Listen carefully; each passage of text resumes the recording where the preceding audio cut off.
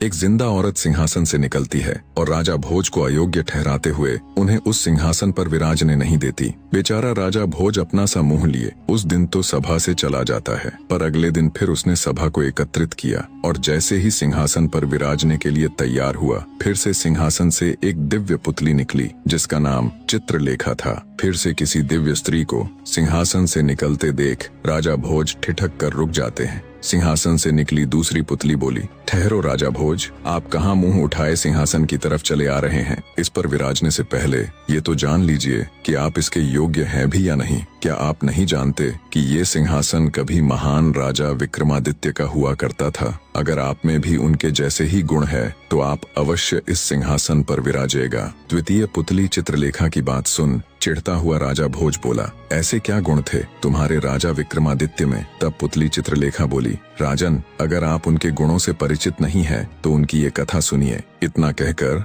द्वितीय पुतली राजा विक्रमादित्य की कथा सुनाना प्रारंभ करती है। एक बार राजा विक्रमादित्य जंगलों में गए हुए थे। वहां उन्होंने एक साधु को देखा जो अपनी साधना में लीन थे, जिसके चेहरे पर एक अलग ही तेज था। उनको देखने मात्र से ही विक्रमादित्य उनसे बहुत प्रभावित हुए। वे उनको प्रणाम कर वहीं उनके समीप बैठ गए। साधु महाराज ने बहुत देर तक विक्रमादित्य से वार्ता की, जिसमें उन्होंने विक्रमादित्य को सद्कर्म और भक्ति मार्ग पर चलने का महत्व समझाया। साधु महाराज बोले, किसी भी इंसान का जीवन तब तक व्यर्थ है जब तक वो अपने पृथ्वी पर भेजे जाने के असली मकसद अर्थात भक्ति मार्ग को पूरा न कर ले। चाहे वो कितना ही यश और वैभव क्यों न प्राप्त कर ले, पर उसका जीवन व्यर्थ ही है। साधु महाराज की बातों ने राजा विक्रमादित्य को अंदर तक झकझोर दिया। वे उनको प्रणाम कर भारी हृदय से राज्य लौट जाते हैं। कुछ दिन बीत जाने के बाद भी उनके मन में साधु महात्मा की कही गई वही बातें घूमती रहती। उनका मन उखड़ा उखड़ा सा रहने लगा था। अंततः उन्होंने सर्वस्व त्याग कर जंगल में जाकर भक्ति करने का निश्चय किया। वे अपने भाई भर्तहरि को पूरा राजकाज सौंप देते हैं और बिल्कुल साधारण वस्त्रों में सर्वस्व त्याग कर साधना हेतु जंगलों में चले जाते हैं। उनके जाने के बाद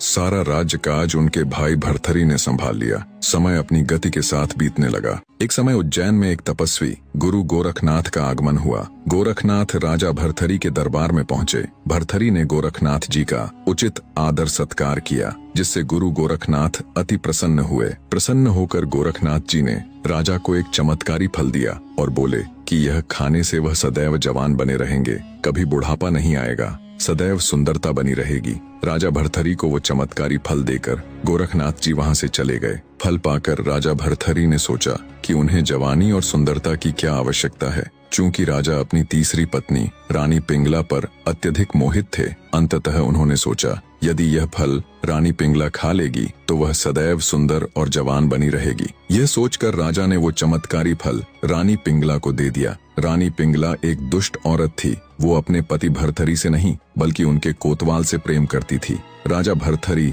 इस बात से बिल्कुल अनजान थे। जब उन्होंने अपनी रानी को वो चमत्कारी फल दिया तो रानी पिंगला ने सोचा यदि मैं ये फल कोतवाल को दे दूं तो कितना अच्छा रहेगा। जब कोतवाल इसे खाएगा तो वह लंबे समय तक जवान और हट्टा कट्टा बना रहेगा और उनका प्यार और अधिक प्रगाढ़ हो जाएगा। ऐसा विचार कर रानी ने वो चमत्कारी फल अपने प्रेमी कोतवाल को दे दिया। पर वो कोतवाल रानी पिंगला से नहीं बल्कि एक वैश्या से प्रेम करता था। जब रानी ने उसे फल दिया तो उसने भी बहुत विचार किया कि इसका क्या किया जाए। अंततः उसने वो फल अपनी प्रेमिका यानी उस वैश्या को दे दिया। वैश्या को जब वो चमत्कारी फल मिला तो वो अत्यधिक आनंद से भर गई। सोचा अब उसका ये सुंदर रूप, ये सुंदर जवान चेहरा हमेशा ऐसा का ऐसा ही बना रहेगा और वो सदैव सुंदर और जवान दिखती रहेगी। पर अगले ही पल उसे ये सोचकर झटका सा लगा कि वो सदैव जवान और सुंदर बनी रहेगी तो उसे ये गंदा काम भी सदैव ही करते रहना पड़ेगा। ये विचार आते ही वो एकदम निराश हो गई और विचार करने लगी कि ये फल वो किसे दे। पूरी रात बैठकर विचार करने पर उसने सोचा इस फल के लिए जो सबसे योग्य और उत्तम व्यक्ति है वो है हमारे राजा। हाँ, इस फल की सबसे ज्यादा जरूरत हमारे राजा को ही है।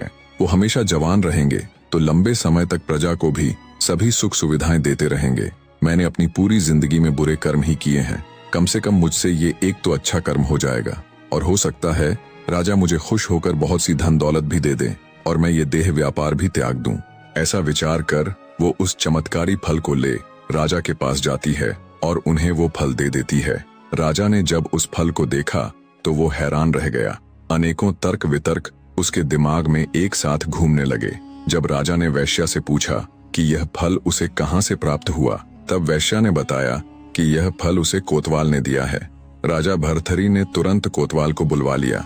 सख्ती से पूछने पर कोतवाल ने बताया कि यह फल उसे रानी पिंगला ने दिया है। जब भर्तहरि को पूरी सच्चाई मालूम हुई तो उनके पैरों नीचे से जमीन खिसक गई। उन्हें समझते देर न लगी कि रानी पिंगला उन्हें धोखा दे रही है। वो अपनी पत्नी के पास जाते हैं और कहते हैं, रानी, मैंने जो फल तुम्हें दिया था वो कहाँ है? राजा की बात सुन दुष्ट रानी बोली, महाराज, वो फल तो मैंने खा लिया। रानी की बात सुन राजा बोले, अरे रानी, क्या तुमने मेरे लिए जरा सा भी नहीं छोड़ा? क्या तुम अकेले ही अमर होना चाहती हो? तब रानी कुछ कहती, उससे पहले ही राजा ने वो फल निकालकर रानी को दिखाया। रानी ने जब उस फल को राजा के पास देखा तो उसके पैरों नीचे से जमीन खिसक गई। डर और घबराहट के मिश्रित भावों से वो थर थर कांपने लगी। पता नहीं अब राजा उसके साथ क्या करेंगे। पर राजा भर्तहरि बिना रानी को एक भी शब्द बोले वहां से चले जाते हैं। पत्नी से मिले धोखे से वो इतने आहत हो उठते हैं कि राज्य काज इन सब से उनका मन एकदम भर जाता है और उनके मन में वैराग्य की भावना जाग उठती है। अंततः वे भी अपने भाई विक्रमादित्य की तरह सब कुछ छोड़ छाड़ कर साधना हेतु जंगलों में चले जाते हैं। उनके जाने के बाद रानी पिंगला अत्यधिक आत्मग्लानि से भर उठती है।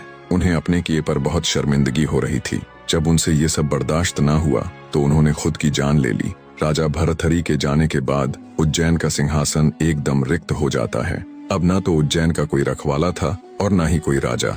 चारों तरफ हाहाकार मची हुई थी। हर तरफ हो हल्ला हो रहा था। पूरे उज्जैन राज्य में हर जगह हुड़दंग और उत्पात फैला था। न कोई रोकने वाला था, न कोई टोकने वाला था, न कोई राजा था और न कोई रखवाला। दिन ब दिन उज्जैन की स्थिति बिगड़ती जा रही थी। हर कोई अपनी मनमानी कर रहा था। उड़ते उड़ते जब ये खबर इंद्र के अखाड़े में पहुंची कि उज्जैन का राजा तो राज्य छोड़कर चला गया है और वहां अब हर तरफ अशांति फैली हुई है, तो सभी देवों ने आपस में सलाह मशवरा कर अपने एक दूत को उज्जैन की रखवाली करने के लिए पृथ्वी पर भेज दिया। इधर जब राजा विक्रमादित्य की भक्ति साधना संपूर्ण हुई तो उन्होंने सोचा, भाई को राज्य सौंप कर आया था, अब चलकर देखना चाहिए वो किस तरह राज्य कर रहा है। रात होते होते जब विक्रमादित्य उज्जैन नगरी के द्वार पर पहुंचे तो उन्हें दूर से आता देख उज्जैन की सुरक्षा में तैनात इंद्रदेव का दूत बोला, कौन हो तुम और मुंह उठाए अंदर कहाँ चले आ रहे हो? अपना परिचय दो वरना मैं तुम्हें मार डालूंगा। दूत की बात सुन विक्रमादित्य ने उसे अपना परिचय दिया और कहा कि मैं राजा विक्रम हूँ, तू अपनी बता, तू कौन है? दूत ने बताया कि उसे सभी देवताओं ने आपसी सलाह से यहाँ रखवाली के लिए भेजा है, क्योंकि यहाँ का राजा भर्तहरि राज्य को छोड़कर चला गया। आगे वो दूत बोला, मैं तुम्हें नहीं जानता, पर मैंने राजा विक्रमादित्य का नाम जरूर सुन रखा है। उस वीर पुरुष के किस्सों से मैं भली भांति परिचित हूँ, पर मैं कैसे मान लूं तुम वही महान राजा विक्रमादित्य हो? अगर तुम सच में विक्रमादित्य ही हो तो मुझे युद्ध में परास्त करके दिखाओ, तब मैं ये अवश्य ही मान लूंगा कि तुम ही राजा विक्रमादित्य हो। देव की बात सुन विक्रमादित्य बोला, अगर तुम ऐसा ही चाहते हो तो ठीक है। दोनों के बीच युद्ध हुआ और कुछ ही देर में विक्रमादित्य ने उस दूत को पछाड़ दिया। तब दूत अपनी हार स्वीकारते हुए बोला, मान गया कि तुम ही राजा विक्रमादित्य हो। तुम मुझे कुछ मत करो, मैं तुम्हें एक ऐसा वरदान दूंगा जो आजीवन तुम्हारे काम आएगा। दूत की बात सुन विक्रमादित्य हंसता हुआ बोला, तू मुझे वर देगा? तब दूत बोला, मेरी बात कान खोलकर सुनो विक्रमादित्य। माना कि तुम सबसे श्रेष्ठ हो, माना कि सब राजा तुमसे डरते हैं, माना कि पूरे देश में तुम सा कोई दूसरा राजा नहीं, पर हे राजन, मैं तुम्हें ऐसे 4 वीर भेंट करूंगा जो तुम्हारी आज्ञा से कहीं भी आ जा सकते हैं। वो सूक्ष्म से सूक्ष्म और दीर्घ से दीर्घ हो सकते हैं। जब भी तुम्हें उनकी जरूरत हो बस एक आवाज देना, वो चारों हाजिर हो जाएंगे। इतना कहते हुए उस इंद्र के दूत ने वे 4 वीर राजा विक्रमादित्य को भेंट कर दिए। कहते हैं तब से राजा विक्रमादित्य को वीर विक्रमादित्य के नाम से जाना जाने लगा। राजा वीर विक्रमादित्य के वापस आने से संपूर्ण उज्जैन नगरी ने खुश हो भगवान श्री राम के आगमन की ही तरह विक्रमादित्य का स्वागत भी घी के दिए जलाकर किया। पूरे राज्य में हर तरफ खुशियों का माहौल था। उज्जैन की प्रजा एक बार फिर से अपने चहीते राजा विक्रमादित्य को पाकर खुश थी। महान राजा विक्रमादित्य की जीवन गाथा का किस्सा सुनाकर राजा भोज से कहती है, हे राजा भोज, क्या तुम्हारे अंदर है इतनी क्षमता कि तुम चंद पलों में अपने राज्य को तज कर भक्ति साधना के लिए चले जाओ? क्या तुम्हारे अंदर